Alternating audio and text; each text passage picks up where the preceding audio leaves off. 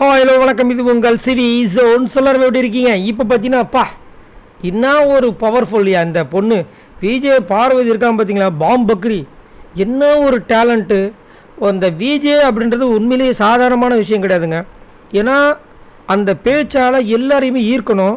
அது மட்டும் இல்லாமல் அவங்க பேசும்போது அவங்க பேச்சில் வந்துட்டு ஜாலியாக இருக்கணுமே தவிர வன்மம் எதுவுமே இருக்கக்கூடாது. எவ்வளோ விஷயங்கள் இருந்தாலும் அதெல்லாம் கடந்து ஜாலியாக அந்த நேரத்தில் வந்து ஃப்ரெஷ்ஷாக பேசணும். அந்த பேச்சு எல்லாரையும் இழுக்கணும், போர் அடிக்கக்கூடாது. பயங்கரம். இப்போ என்னென்னா அந்த கானா பாக்ஸ் ஸ்டார்ட் பண்ணுறாங்க. அப்போ வந்து விஜே பார்வதி எல்லோரும் வந்து உட்காந்துட்டாங்க. உட்காந்தவொடனே ஏன்பா விஜே நான் இருக்கும்போது ஸ்டார்டிங்கில் வந்து முன்னுரை இல்லாமல் எப்படின்னு சொல்லிட்டு ஆரம்பித்தாங்க. ஒருத்தராக கலாய்க்கிறாங்க.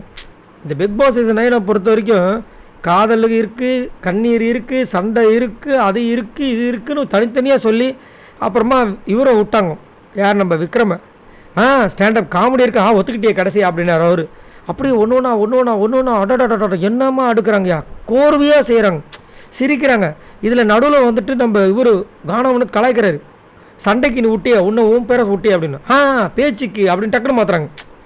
சண்டைக்குன்னு அவர் கலாய்க்கிறாரு, ஆனால் கலாய்க்கிறதே வந்து ஜாலியாக வந்து பாசிட்டிவ் மாற்றுறாங்க. ஆமாம், பேச்சுக்கு கரெக்டு அப்படின்னு மாற்றி அடுத்தது சர்றுபுருன்னு போகிறாங்க.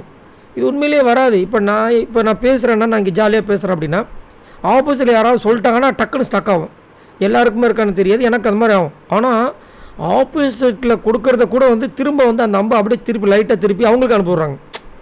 அது உண்மையிலே ஒரு பெரிய கலை, செம திறமை. ஆனால் பாயிண்ட்டை பிடிச்சி அடிக்கிறதெல்லாம் வந்துட்டு கெட்டிக்கார பொண்ணு. என்ன ஒன்று கொஞ்சம் ஓவராக பேசுகிறாங்க.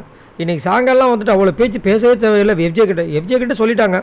ஆனால் திரும்ப அவரை நோண்டி அது என்னென்னா அந்த பொண்ணு பேசி அவர் உள்ளுக்குள்ளே இருக்கிற அந்த வெடலை பையனை வெளியே வர வைக்கணும். அந்த அம்மாவுக்கு அதுதான் வந்து ஆசை. அதை வெளியே வர வச்சிட்டோன்னா உண்மை முகத்தெரி கீழ்ச்சா மாதிரி ஆகின்றது அவங்களுக்கு ஒரு சந்தோஷம். பட் செம்ம திறமையான பொண்ணு, உண்மையிலே சூப்பராக போனாங்க. ஸோ விஜே பார்வதி விஜே திறமை யாரெல்லாம் ரசிக்கிறீங்கன்றதை மறக்காம கமெண்ட்ஸ் பண்ணுங்கள். பாய் நண்பர்களே.